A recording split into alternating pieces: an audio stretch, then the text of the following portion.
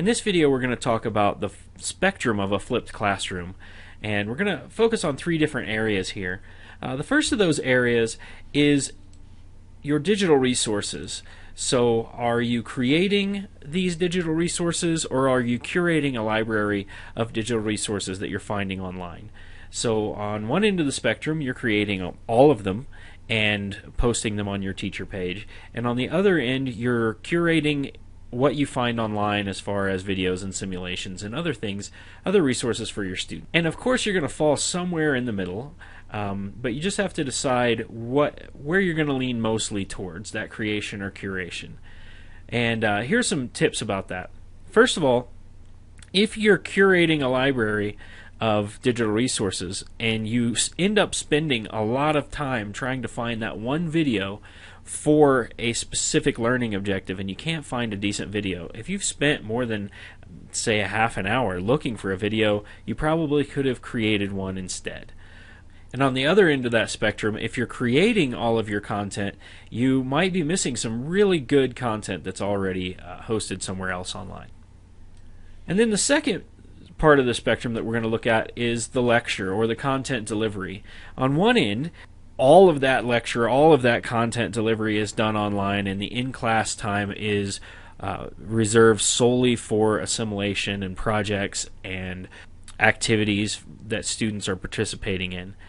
And on the other end of the spectrum, you're still doing lecture in class, and you are just using these digital resources to add options and add resources for your students. So on one end of the spectrum, you're doing most of your lecture online, and on the other end of the spectrum, you are just using that digital content for extra resources for your students.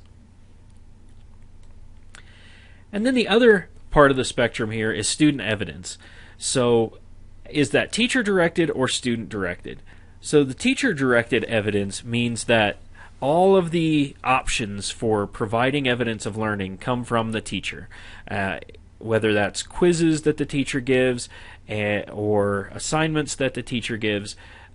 It's all coming from the teacher as far as what evidence is collected.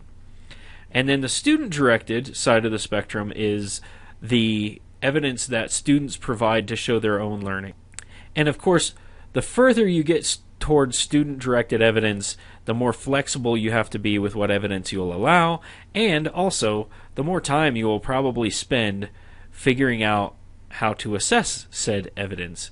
A good example of that is if you want students to be able to create their own video content as evidence for learning a particular objective, and you open that up and you have 150 students, you may be watching 150 videos, which may not be possible for every student. So you might need to just use that in just a few scenarios, maybe as an extension activity or something like that.